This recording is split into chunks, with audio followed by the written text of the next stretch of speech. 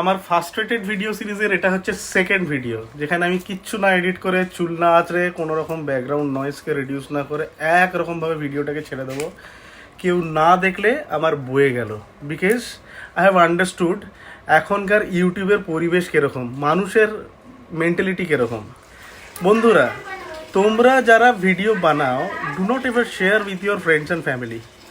তারা জীবনে লাইক তো করবেই না, পারলে যদি তুমি দেখতে না পাও তারা ডিসলাইক করে দেবে।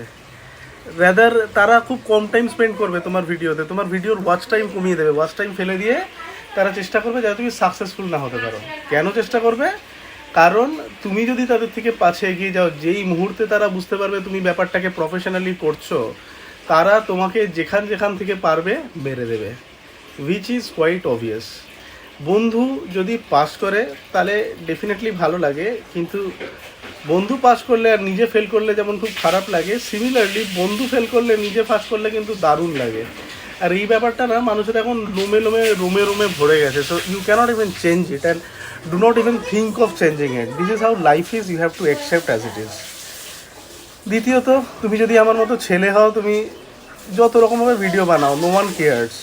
হ্যাঁ, তুমি যদি এখন মেয়ে হও অ্যান্ড ডেফিনেটলি তোমার কাছে জিনিসপত্র প্রদর্শন করার মতো যথেষ্ট আতিশয্য থেকে থাকে, অবশ্যই তুমি প্রদর্শন করে কিছু লাল ফেলা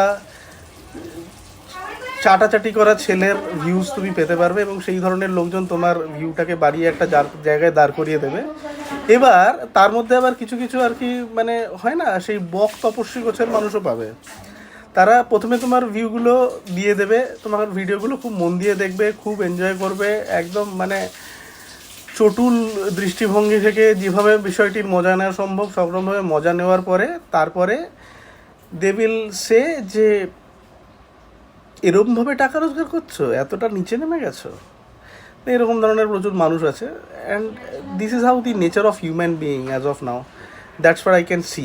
সো এক্সপেক্ট করো না, নিজের মতো ভিডিও বানাও, নিজের একটা ভিডিও লাইব্রেরি বানানোর জন্য ভিডিও বানাও ইউটিউবে, যেটার জন্য তোমাকে পয়সা দিতে হবে না। তোমার বউ বাচ্চা, বাবা মা, তারা পরে দেখতে পারবে। তোমার নেক্সট জেনারেশন, তাদের যদি ইন্টারনেট অ্যাক্সেস থাকে, যদি না এখন ওয়ার্ল্ড ওয়ারের পরে মানুষের পুরোপুরি বিনাশ ঘটে সিভিলাইজেশনের, they will still be able to see whatever you have created, and through that you can probably pass on some of the messages to your next generation.